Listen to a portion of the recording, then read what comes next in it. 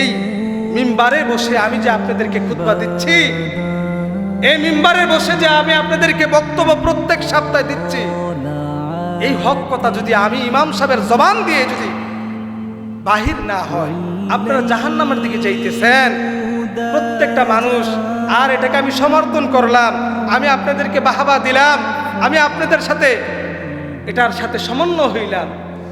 হাশরের ময়দানে সর্বপ্রথম আমার হাতের ভিতর হাত করা পড়বে, আল্লাহ তাআলা আমাকে সর্বপ্রথম গ্রেফতার করবে। আল্লাহ তাআলা বলবে যে জাহান্নামের ফেরেশতা দিয়ে যে তাকে আগে গ্রেফতার কর। সে দুনিয়ার জমিনে ইলম শিখছে, ইলম শিখার পরে আমি আল্লাহ তাআলা তাকে একটা সমাজের একটা নেতৃত্ব দেওয়ার জন্য আমি আল্লাহ তাআলা তাকে দায়িত্ব দিয়ে পাঠাইলাম। সে সমাজের মানুষ এসে তাল মিলাইয়া, সমাজের মানুষ যেভাবে চলতে বলছে ঠিক ওইভাবে চলাফেরা করছে, প্রত্যেকের সাথে তাল মিলিয়ে চলছে, যুগের সাথে তাল মিলিয়ে চলছে। তারা আগে গ্রেফতার কর, কারণ তে সতর্ক করে নেই। তে সবচাইতে বড় ডাকাত, তে সবচাইতে বড় নাফরমান। আমি আল্লাহ তাআলা তাকে সম্মান দিছি, সম্মানের চেয়ার দিছি, সম্মানের চেয়ার দেওয়ার পরে তে সম্মানের অপব্যবহার করছে।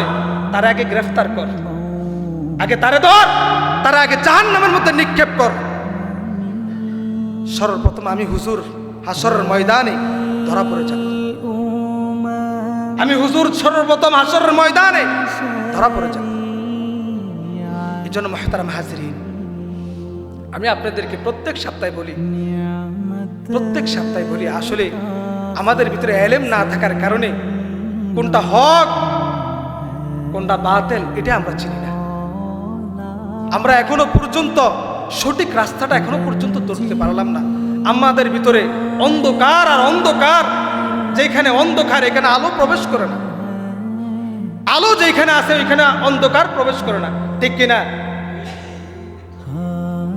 এই জন্য মুহতারাম হাজিরিন, আমি এই সমাজের প্রত্যেকটা মানুষকে বলবো, হাতে ধরে বলবো, পায়ে ধরে বলবো,